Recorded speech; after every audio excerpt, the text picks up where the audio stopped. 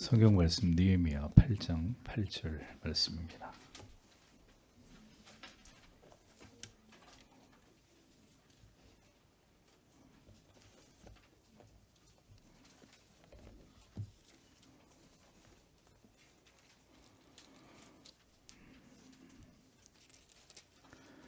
다 함께 같이 읽겠습니다. 하나님의 율법책을 낭독하고 그 뜻을 해석하여 백성으로 그 낭독하는 것을 다 깨닫게 하매.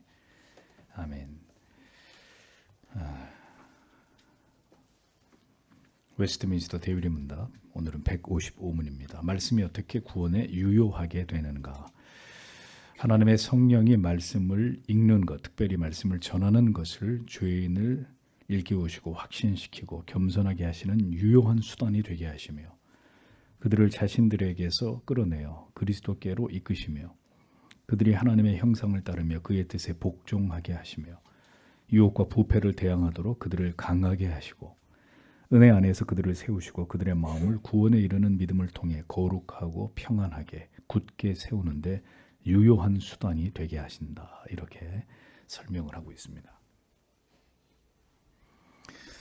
성도의 구원은 전적인 하나님의 은혜에 기대지 않고는 불가능한 것입니다. 그러면 우리의 구원을 위해서 하나님이 베푸시는 은혜의 수단의 그 방편이 무엇인지를 성도가 올바로 아는 것은 자신의 구원과 성화를 위해서 매우 중요한 부분이 아닐 수 없는 것이죠.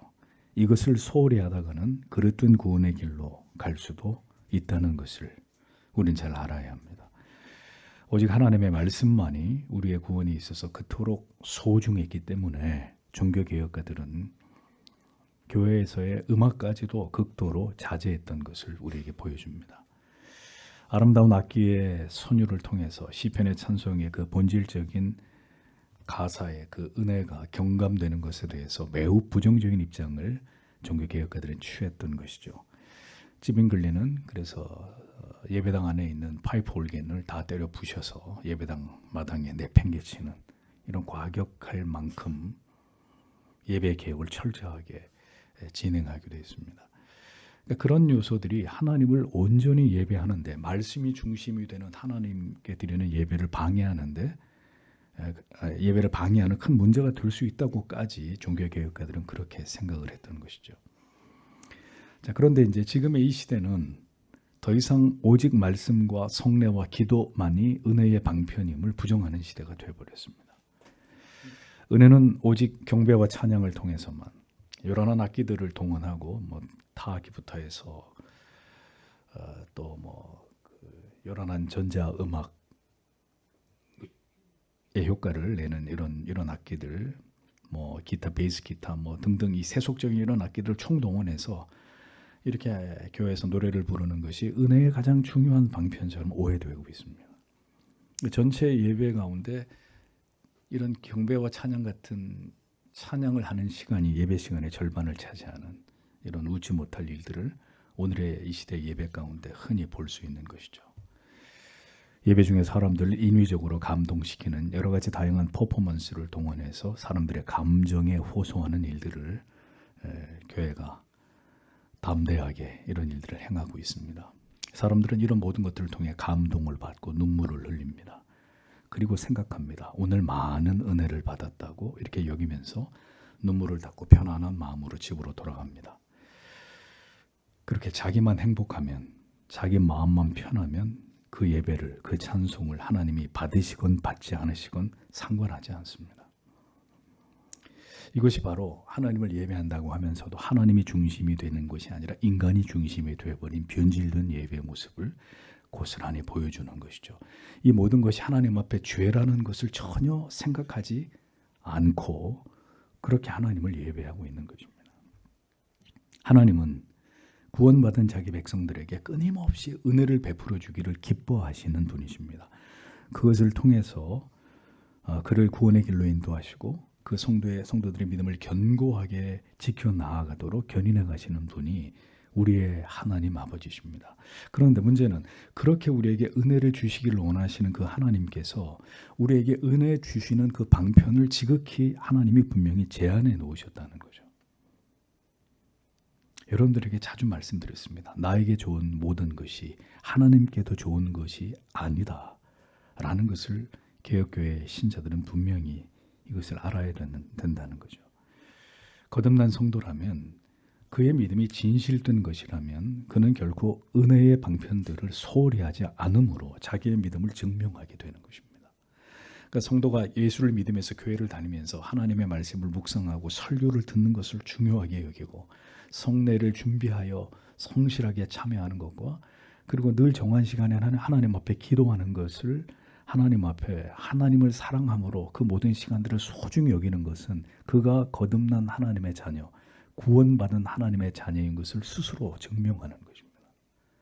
이것은 해도 되고 안 해도 되고가 아니라, 바쁘고 피곤하면 생략할 수도 있고 여유 있고 시간이 되면 몸이 피곤하지 않으면 성경도 읽고 기도하는, 그렇지 않은 문제가 아니라, 우리가 아무리 바빠도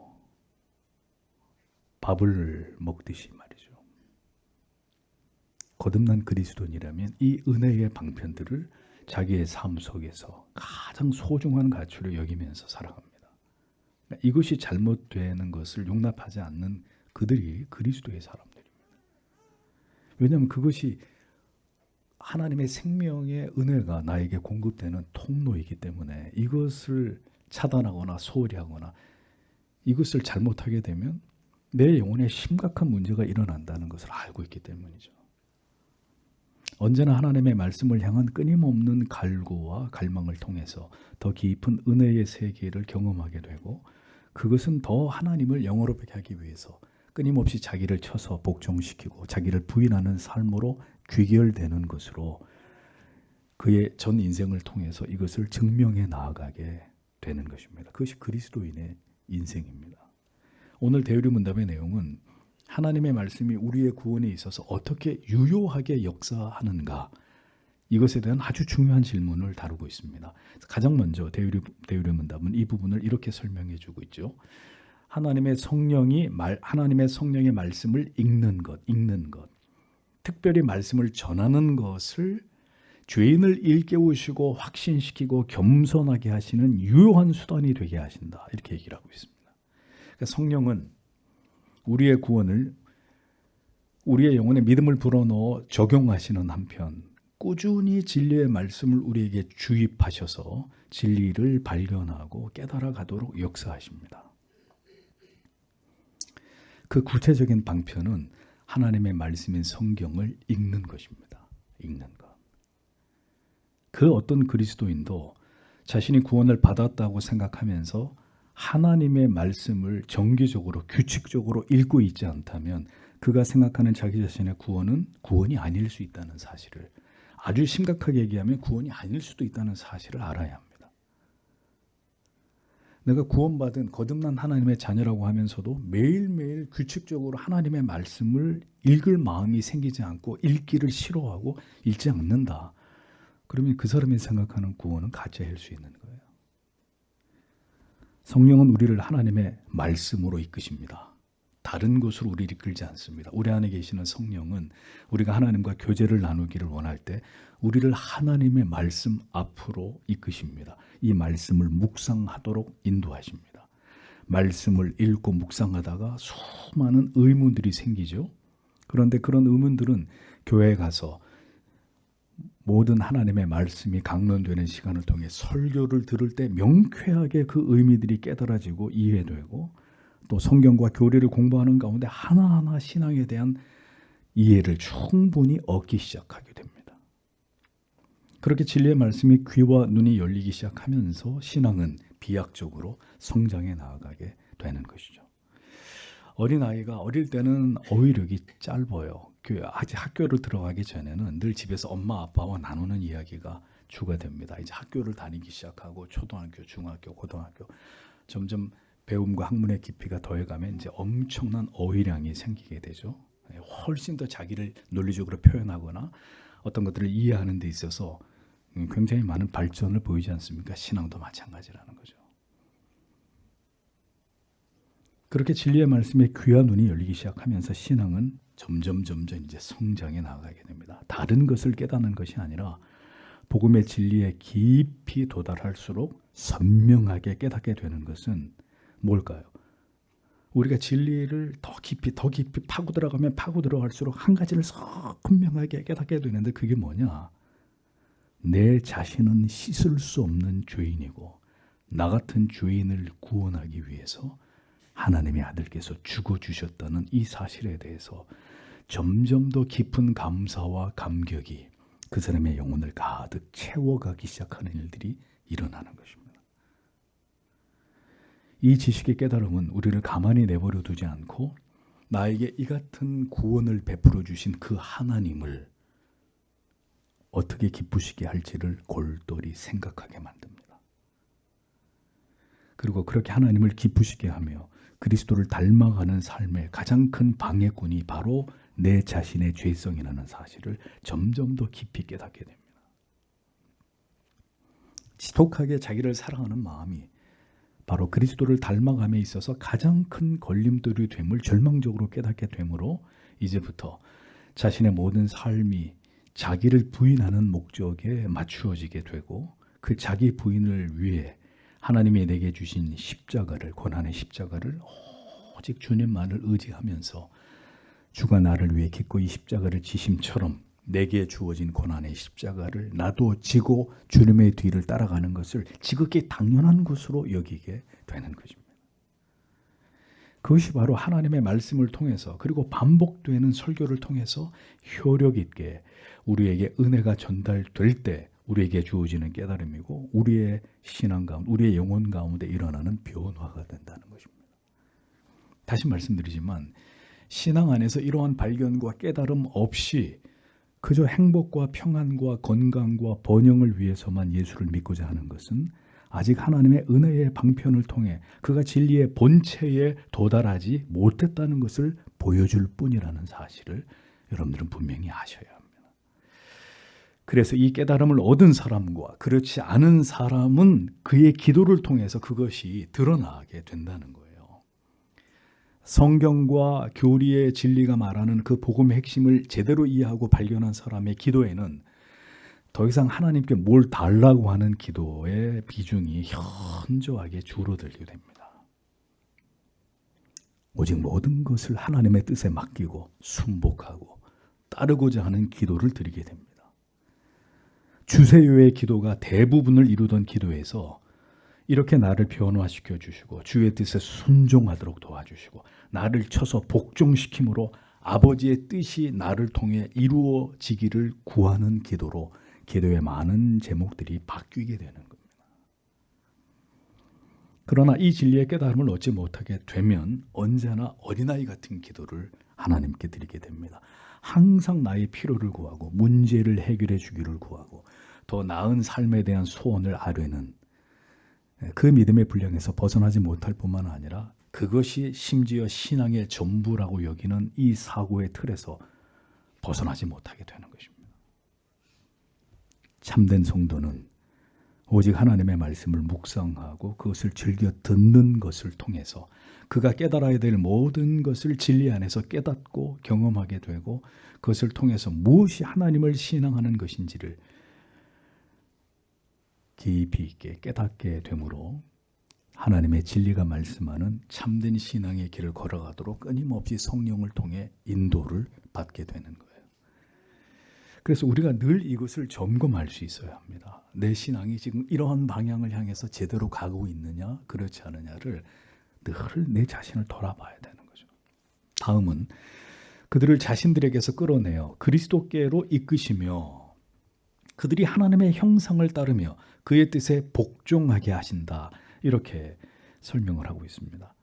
네, 그렇습니다. 앞에서 설명한 바대로 성령을 통해서 복음의 참된 의미를 발견해 나아가게 되면 이제 우리 자신에게서 그 이기적인 자기 사랑의 자리에서 우리가 점점 벗어나게 되는 변화를 경험하게 됩니다. 물론 이 일은 하루아침에 일어나는 일이 아닙니다.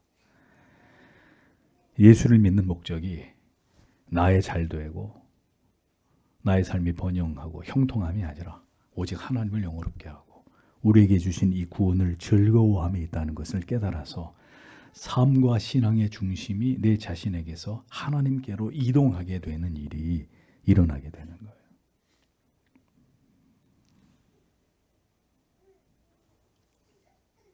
성경에 믿음으로 주께 나와서 병을 고치던 자들의 그 행위와 믿음이 한없이 부럽고 그것을 따라서 구하던 우리가 그 모든 그들의 행위는 예수를 구주로 믿고 인정하면서 비롯된 것이 아니라 철저하게 자기들의 육신의 필요를 채우기 위한 이기적인 자기의 목적을 위해서 예수를 찾은 것일 뿐인,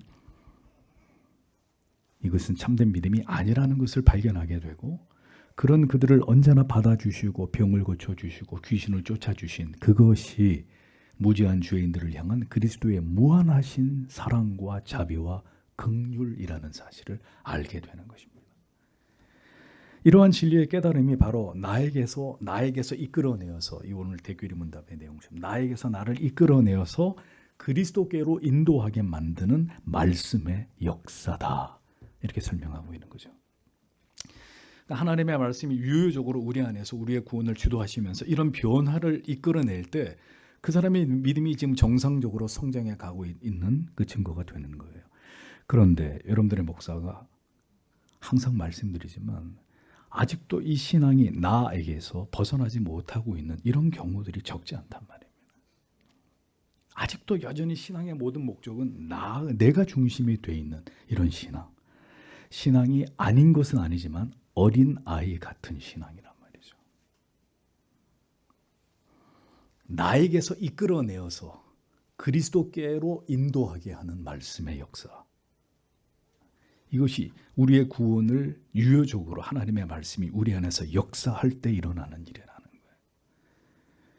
그렇게 우리가 왜 주님을 쫓고 믿는 것인지에 대한 정직한 성찰을 통해서 무엇이 참 믿음인지를 깨닫게 되면 이제는 그리스도인의 그 삶 속에 새로운 목표가 신자 안에서 생겨나게 되는 것입니다. 더 이상 나의 필요와 소원이 중요한 게 아니라 이제 나의 사는 목적은 그리스도를 닮아가고 하나님께로부터 받은 선하고 아름다운 형상을 쫓아가는 것이 목적이 되고, 온전히 하나님의 뜻에 나를 복종시키는 것만이 내 삶의 가장 중요한 목적으로 탈바꿈되는 일이 일어나게 되는 것입니다. 그러니까 어떻게 돼? 자연히 겸손해지는 거예요. 이 일이 결코 주의 은혜가 아니면 될 수 없는 일이라는 것을 수없는 실패를 통해 깨닫게 되면서 주님 앞에 나갈 때마다 주여, 이 죄인이 또 주님 앞에 나왔습니다. 주의 은혜가 없이는 살아갈 수 없는 이 죄인이 오늘도 주님 앞에 엎드립니다. 겸손하라 그래서 겸손하는 게 아니라 이런 진리의 무수한 깨달음들이 나를 하나님 앞에 겸비하도록 만드는 것입니다. 이전에는 나를 이길 자가 없었습니다. 가정에서든 직장에서든 교회에서든 나를 이겨먹을 수 있는 사람이 없었습니다. 왜? 항상 내 마음대로 했으니까. 가정에서도 어디서도 모든 것에 내가 중심이었습니다.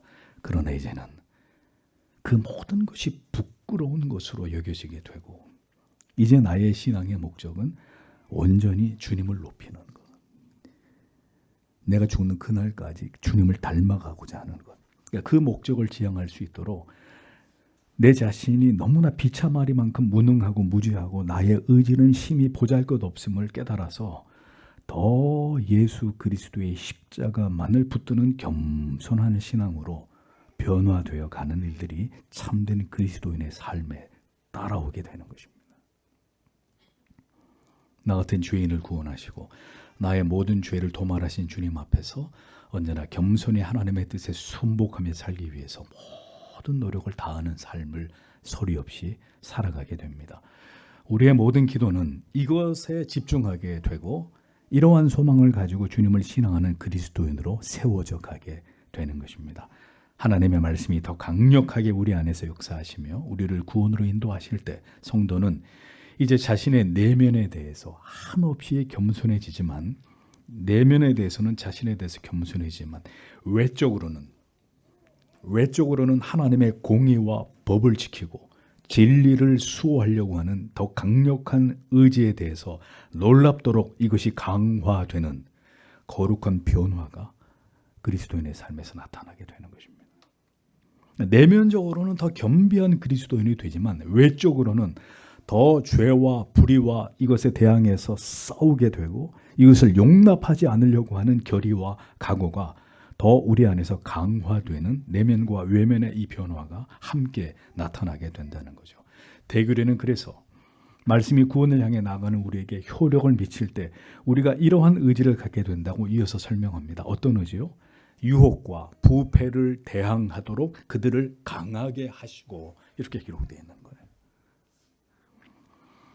죄와 악과 더불어 피 흘리기까지 싸우게 됩니다. 저는 내 믿음이 깊지 않을 때는 모든 죄와 유혹을 받아들였습니다. 같이 뒹굴고 그것을 즐거워했습니다. 그러나 하나님의 말씀이 우리 안에서 더 강력하게 우리의 구원을 효력 있게 역사하면 이제는 죄와 악과 더불어서 피 흘리기까지 싸우게 됩니다. 그 결과 순교를 당하기도 하고 엄청난 핍박을 견디기도 하는 데까지 그리스도인이 거기까지 나아가게 되는 것이죠. 빛과 소금의 사명을 이 부패한 세상 속에서 감당하기 위해 모든 대가들을 지불하면서 세상과 격돌하는 삶을 한 사람의 그리스도인이 살아내게 되는 것입니다. 그런 그리스도인이 이 세상의 곳곳에 넘쳐 흘러야 세상이 바뀌죠. 그리스도인들은 절대로 비굴한 자들이 아닙니다. 불의와 악을 보고도 외면하고 동조하는 자들이 아닙니다. 거듭난 신앙의 양심은 절대로 이것을 용인하거나 좌시하지 않습니다. 분연히 일어나 악과 맞서고 진리를 수호하는 일에 우리의 최선을 다하게 됩니다. 그렇게 우리를 성령과 말씀은 우리를 강화시키고 우리 믿음이 결코 세상과 괴로워질 수 없는 자들로 우리를 무장시킨다는 거예요.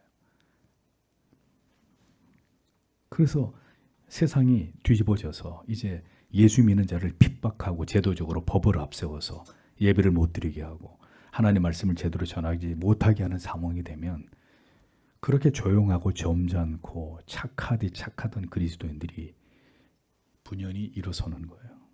우리의 종교의 자유를 해치지 마라. 하나님을 예배할 자유를, 하나님의 말씀을 전하고 들을 자유를 해치지 마라.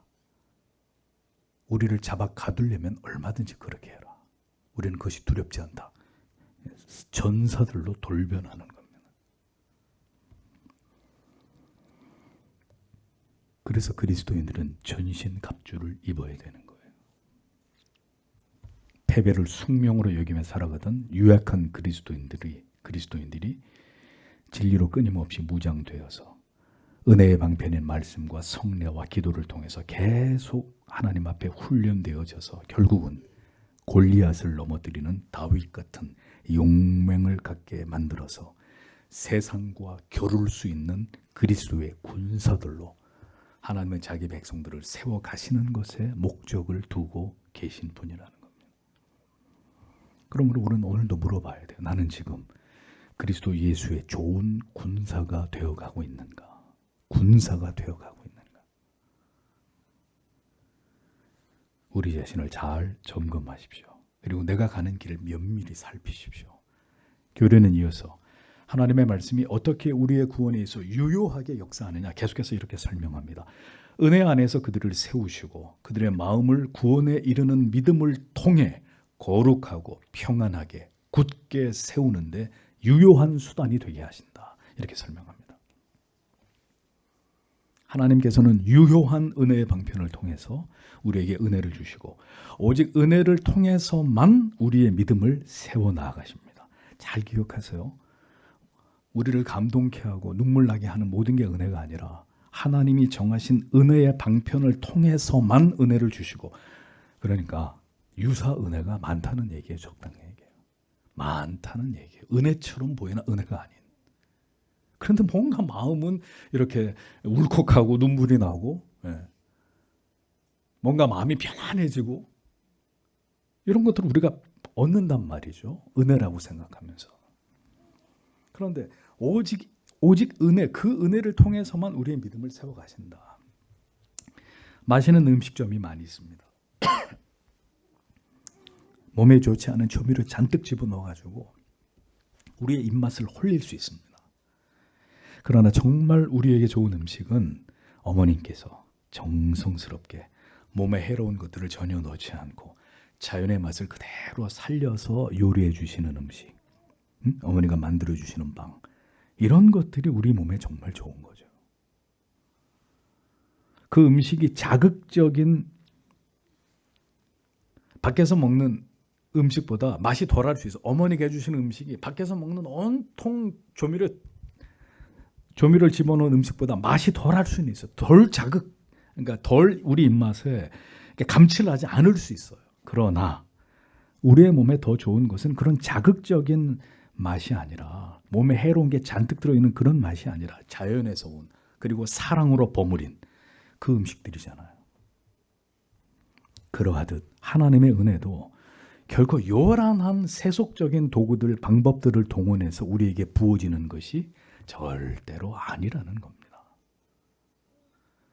소박하지만 수백 년 전에 우리의 믿음의 조상들이 경건하게 하나님을 예배했던 그 절제 있고 거룩하고 엄숙하고 경건한 예배를 하나님께 드릴 때 하나님께서는 그것을 기뻐하시고, 그런 예배와 말씀과 기도를 통해 하나님의 은혜는 자기 백성들에게 충만하게 오늘도 부어지는 것이다 라는 것입니다. 사람들은 형식과 외형을 중요하게 여기지만 하나님은 중심을 보십니다. 그 교회가 얼마나 화려하냐, 얼마나 아름답고 얼마나 세련되냐가 중요한 게 아니라는 거죠. 우리가 그 계명과 법도와 율례를 존중하며 기꺼이 그것을 지켜 따르는지 그렇지 않은지를 오늘도 불꽃 같은 눈으로 살피시는 분이십니다. 하나님을 사랑한다는 감상에 젖은 고백과 이렇게 두 손을 드는 것, 또 하나님 앞에 이렇게 엎드리는 것, 뭐 이렇게 춤을 추는 것, 뭐 그런 것으로 하나님은 우리가 하나님을 예배한다고 여기시는 것이 아니라, 우리가 오늘도 하나님의 말씀을 어떠한 자세로 받고 우리가 진정으로 하나님의 말씀을 다시 그러한가 해서 묵상하고 말씀을 예배 가운데서 경청해서 듣고 우리가 우리 자신을 깊이 돌아보아 성찬에 임하고, 그리고 마음을 다해 일어난 그 새벽의 시간에 하나님 앞에 간절히 기도하는 그 중심을 하나님이 보신다는 것입니다. 그런 마음을 보시고 그들에게 은혜를 부어주시고 그들을 점점 더 하나님의 자녀들로 세워가시는 일들을 하나님은 오늘도 행하고 계신다는 것입니다. 어떤 교회가 훌륭한 교회냐? 다른 것이 아무것도 없어도 하나님의 선명한 말씀과 진정한 성례와 올바른 권징이 있는 교회가 모든 것을 갖춘 교회입니다. 반대로 그 교회는 모든 게 있습니다. 카페도 있고 짐, 체육관도 있고 모든 편의시설이 다 갖추어져 있습니다. 심지어 교회가 강남 부촌에 있고 연예인들도 여러 사람이 그 교회 많이 나옵니다. 그렇게 해도 그곳에 참 교회의 증거들이 없으면 그 교회는 아무것도 없는 교회가 되는 거예요. 빈털터리 교회가 되는 거예요. 하나님께서는 오직 은혜의 방편을 통해서 성도의 마음에 구원에 이르는 믿음을 부어주십니다. 그리고 그 믿음을 가진 자라야 그 믿음을 통해서 현세 기복적인 신앙에 안주하는 것이 아니라 더 거룩해지고 그의 영혼은 세상이 무너뜨릴 수 없는 평강으로 굳게 세워지게 되는 것이라고 오늘의 교리문답은 우리에게 분명하게 이 진리를 전해주고 있습니다. 오늘 우리의 믿음은 이 혼란한 시대에 더 거룩하고 흔들리지 않는 평강으로 세워지고 있는 믿음입니까? 여러분이 매주마다 듣고 있는 이 따가운 말씀은 그렇게 여러분을 성숙한 그리스도인으로 변모시켜 나아가는 생명의 말씀이 되고 있다고 여기십니까? 우리의 구원에 있어서 말씀이 어떤 효력을 나타내는지에 대해서 성도 여러분 깊이 생각하십시오. 모든 음식이 몸에 좋은 것이 아니고 어떤 음식을 계속 먹으면 우리 입에는 맞을지 모르겠지만 결국 몸에 질병을 만들어내듯이 성도 여러분, 오늘도 우리가 듣는 말씀과 함께하는 예배가 많은 우리를 감정적으로 자극하는 이런 요소들이 없다 할지라도 그 말씀 속에서, 그 예배 속에서 하나님의 마음과 뜻을 발견하게 되고 오늘도 내 자신에 대해서 어떤 기도의 제목을 깨닫게 하시는지를 밝히 보여주고 있다면 우리는 모두 이 길을 걸어가는 자들이 되어야 합니다.